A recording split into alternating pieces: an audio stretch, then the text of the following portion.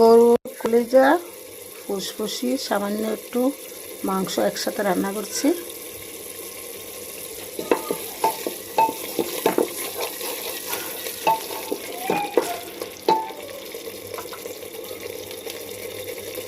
সব মশলা দিয়েছি, হলুদের গুঁড়া, মরিচের গুঁড়া, জিরার গুঁড়া, ধনিয়ার গুঁড়া, রসুন বাটা, আদা বাটা, তারপর জয়ত্রী বাটা, জয়ফল বাটা, লবণ দিয়েছি, এলাচি, দারচিনি,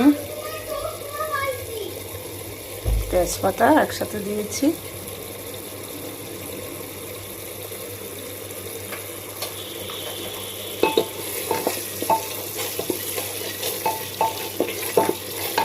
আগে মশলাটা ভালো করে কষিয়ে নিয়ে তারপরে মাংসগুলো দিয়ে দেব। কলিজা আলাদা একটু ভাপ দিয়ে ভাজি করে রেখেছি, ওগুলো ঢেলে দেব।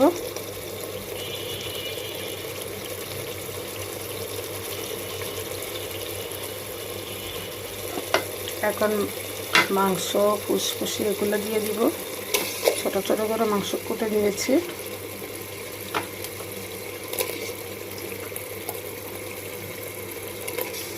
তারপরে কলিজাগুলো ভাপ দিয়ে পানিটা ফেলে দিয়ে ছোট ছোট পিস করে রেখেছি।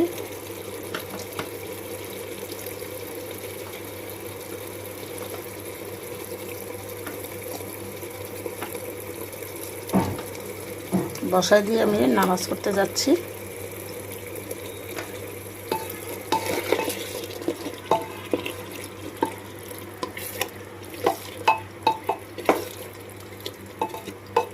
তারপরে কলিজাগুলো দিয়ে দিব।